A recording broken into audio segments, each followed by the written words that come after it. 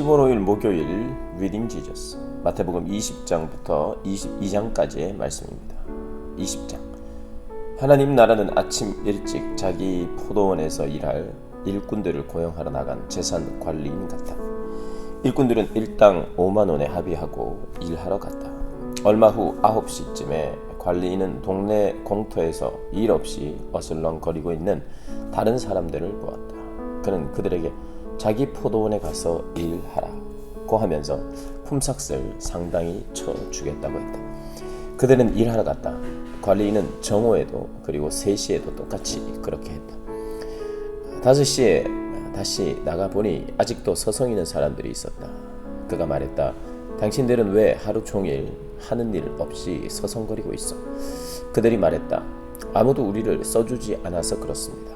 관리인은 그들에게 자기 포도원에 가서 일을 하라고 했다. 드디어 하루 일이 끝나자 포도원 주인이 작업 반장에게 지시했다.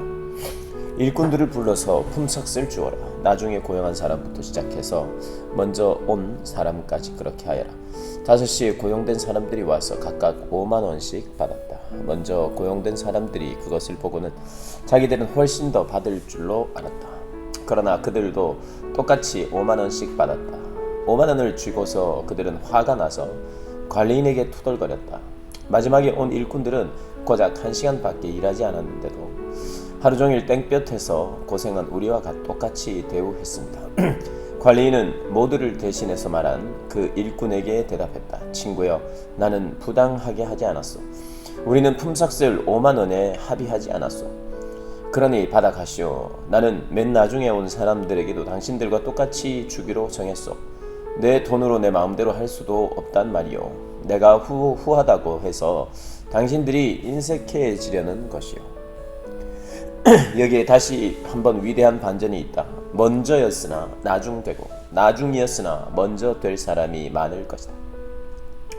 예수께서 예루살렘을 향해 한참을 가시다가 12제자를 길가로 따로 불러 말씀하셨다. 내 말을 잘 들어라.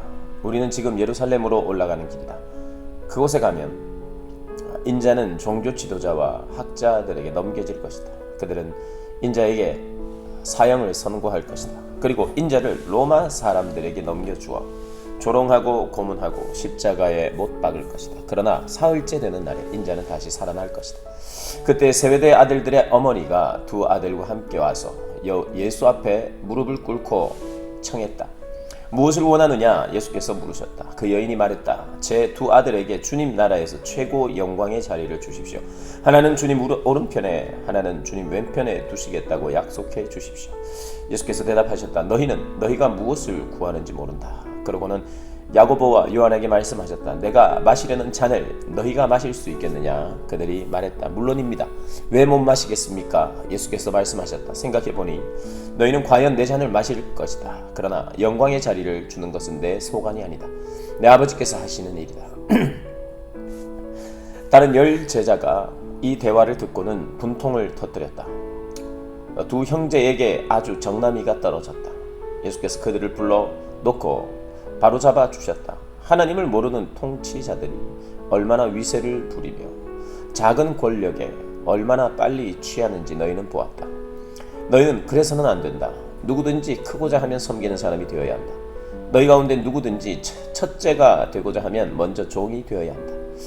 인자가 한 일이 바로 그것이다. 인자는 섬김을 받으러 온 것이 아니라 섬기러 왔다. 포로로 사로잡힌 많은 사람들을 살리기 위해 자기 목숨을 내어주려고 왔다. 그들이 여리고를 떠나려는데 큰 무리가 따라왔다. 그때 길가에 앉아있던 눈먼 두 사람과 마주쳤다. 두 사람은 예수께서 지나가신다는 말을 듣고는 갑자기 소리쳤다. 주님, 우리를 불쌍히 여겨주십시오. 다윗의 자손이여, 불쌍히 여겨주십시오. 우리가 그들을 조용히 시키려고 했으나 그들은 더 크게 소리쳤다. 주님, 우리를 불쌍히 여겨주십시오. 다윗의 자손이여, 불쌍히 여겨주십시오. 예수께서 걸음을 멈추시고 그들을 부르셨다. 내게 무엇을 원하느냐? 그들이 말했다. 주님, 눈을 뜨기 원합니다. 보기 원합니다. 예수께서 몹시 측은한 마음에 그들의 눈을 만져주셨다. 그들은 그 즉시 시력을 되찾았고 행렬에 함께 했다. 21장 일행이 예루살렘 가까이 와서 올리브산 벳바게에 이르렀을 때 예수께서 두 제자를 보내시며 지시하셨다.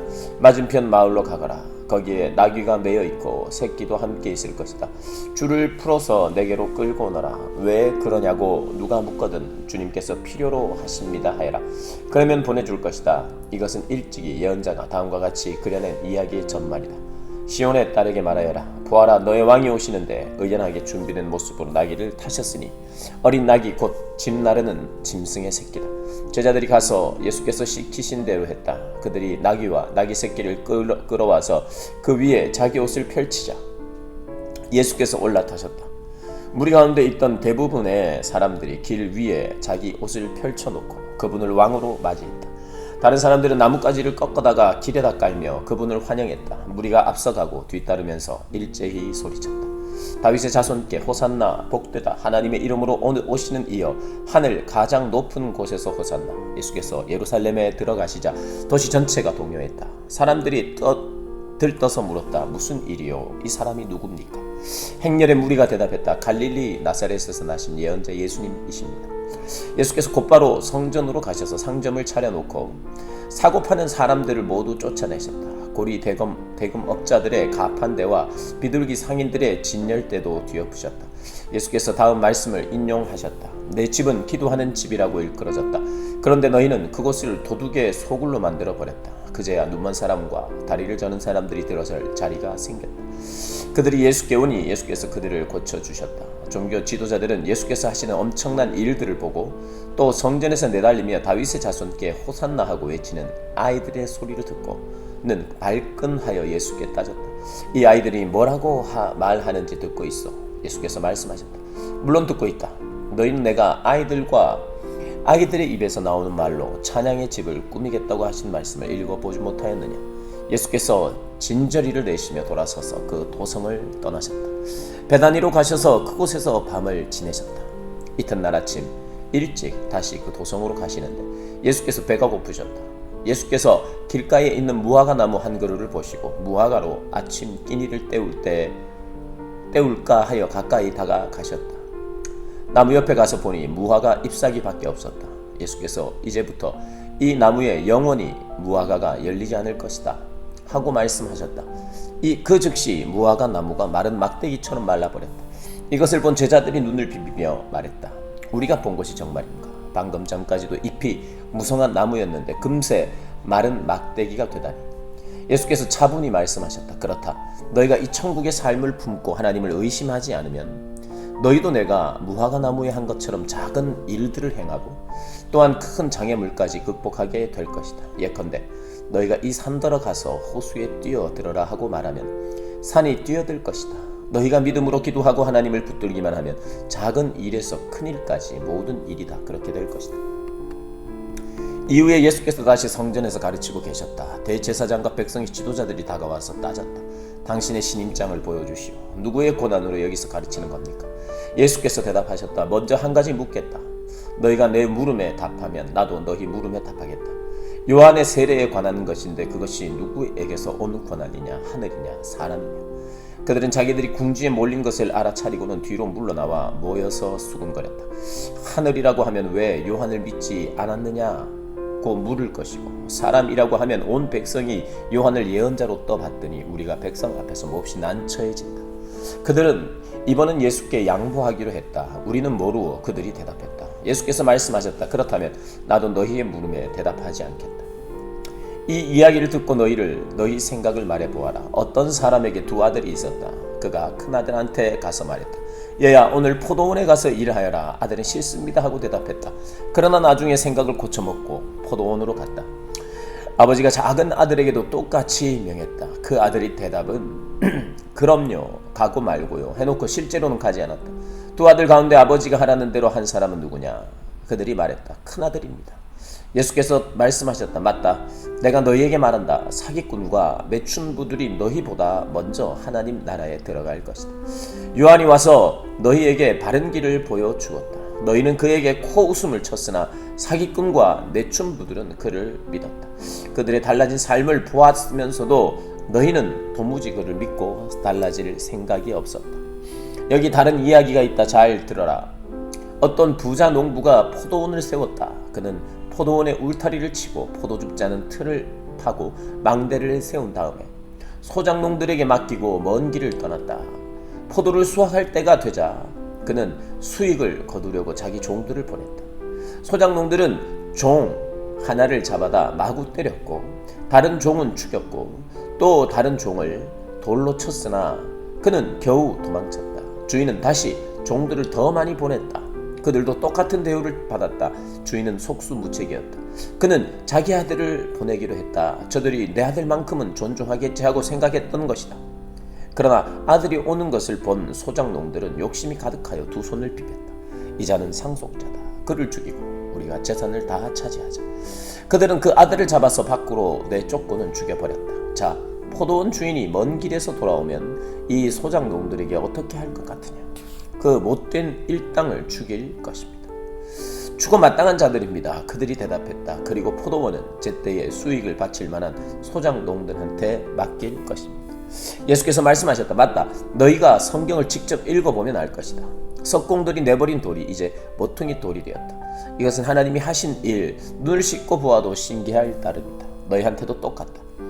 하나님 나라를 너희에게 빼앗아 그 나라의 삶을 살아갈 사람들한테 넘겨줄 것이다.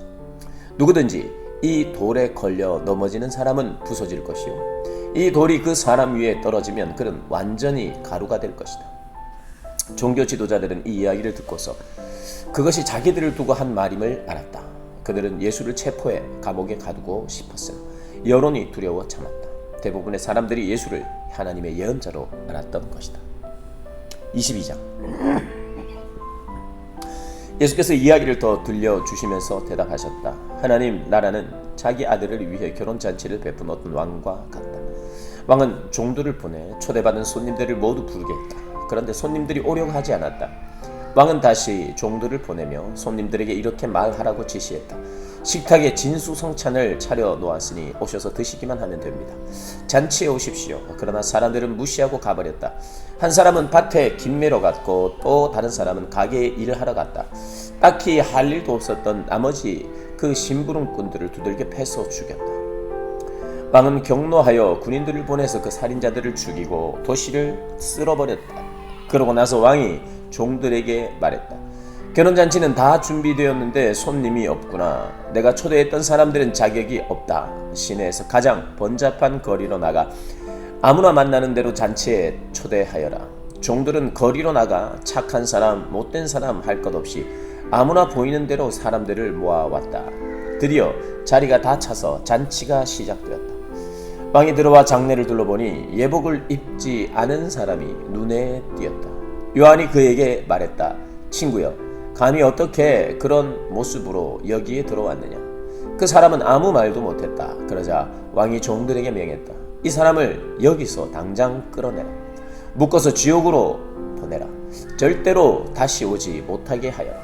초대받은 사람은 많지만 오는 사람은 얼마 되지 않는다는 내 말이 바로 이런 뜻이다. 그때 바리새인들이 예수로 하여금 무언가 불리한 발언을 하게 해서 그를 올무에 걸리게 할 방도를 의논했다. 그들은 자기네 제자들을 헤롯의 당원 몇 사람과 함께 보내어 물었다. 선생님, 우리가 알기로 당신은 진실하고 하나님의 도를 정확히 가르치고 여론에 개의치 않으며 배우는 사람들의 비위를 맞추지 않습니다. 그러니 우리한테 솔직히 말해 주십시오. 황제에게 세금을 내는 것이 옳습니까? 옳지 않습니까? 예수께서 그들이 수작을 부리고 있음을 아시고 말씀하셨다. 왜 나를 속이려고 드느냐? 왜 나를 함정에 빠뜨리려고 하느냐? 너희에게 동전이 있느냐? 내게 보여라. 그들이 그분께 은화 하나를 건넸다. 여기 새겨진 얼굴이 누구의 얼굴이냐? 그리고 그 위에 있는 것이 누구의 이름이냐? 그들이 말했다. 황제입니다. 그렇다면 황제의 것은 황제에게 주고 하나님의 것은 하나님께 드려라. 바리새인들은 말문이 막혔다. 그들은 고개를 절레절레 흔들며 가버렸다. 같은 날 부활의 가능성을 일절 부인하는 사두개파 사람들이 예수께 다가와서 물었다. 선생님, 모세는 말하기를 남자가 자식 없이 죽으면 그 동생이 형수와 결혼해서 자식을 낳아줄 의무가 있다고 했습니다. 여기 7 형제의 사례가 있습니다. 마지가 결혼했는데 자식 없이 죽어서 그 아내가 동생에게 넘어갔습니다. 둘째도 자식 없이 죽었고 셋째부터 7째까지 다 그러했습니다. 마지막에는 여자도 죽었습니다. 우리의 질문은 이것입니다. 이 여자는 7 형제 모두의 아내였는데 부활 때에는 누구의 아내가 됩니까? 예수께서 대답하셨다. 너희는 2가지를 크게 잘못 생각하고 있다. 너희는 성경을 모르고 하나님께서 일하시는 방식을 모른다. 부활 때에는 결혼할 일이 없다. 그때 사람들은 천사들처럼 되어서 하나님과 최고의 기쁨과 친밀감을 나눌 것이다. 그리고 죽은 사람의 부활 여부를 둘러싼 너희 추측에 관한 것인데 너희는 성경도 읽지 않느냐? 하나님께서는 분명히 현재 시제로 나는 아브라함의 하나님, 이삭의 하나님, 야곱의 하나님이다 라고 말씀하셨다. 이었다 라고 말씀하시지 않으셨다. 살아계신 하나님은 자신을 죽은 자의 하나님이 아니라 산 자의 하나님으로 정의하신다. 이 대화를 듣던 무리가 깊은 감동을 받았다. 예수께서 사두개인들을 압도하셨다는 말을 들은 바리새인들이 힘을 모아 공격에 나섰다. 그 중에 한 종교학자가 대표로 나서서 그분을 무한하게 할 만하다고 여긴 질문을 던졌다. 선생님, 하나님의 율법에서 어느 계명이 가장 중요합니까? 예수께서 말씀하셨다. 네 열정과 간구와 지성을 다해 주 너의 하나님을 사랑하라. 이것이 가장 중요하고 으뜸 가는 계명이다. 그리고 그 옆에 나란히 두어야 할 첫 2번째 계명이 있다. 네 자신을 사랑하는 것 같이 다른 사람을 사랑하라. 이 2 계명은 쐐기 목과 같다. 하나님의 율법과 예언서의 모든 것이 이 2 계명에 달려있다. 바리새인들이 다시 모이자 이번에는 예수께서 시험하는 질문으로 그들의 혀를 찌르셨다. 너희는 그리스도를 어떻게 생각하느냐? 누가 누구의 자손이냐? 그들이 다윗의 자손입니다 하고 말했다. 예수께서 되받으셨다. 그리스도가 다윗의 자손이라면 다윗이 영감을 받아서 그리스도를 자신의 주님이라 부른 사실을 어떻게 생각하느냐? 설명할 수 있겠느냐? 하나님께서 내 주님께 말씀하셨다. 내가 네 원수들을 네 발판이 되게 하기까지 너는 여기 내 오른편에 앉아 있어라. 다윗이 그를 주님이라고 부르는데 그가 어떻게 동시에 다윗의 자손이 될 수 있느냐? 문자주의자인 그들은 거기서 막혔다. 그들은 남들이 보는 변론에서 또다시 체면을 잃기 싫어 아예 질문하는 것을 그만두었다. 아멘.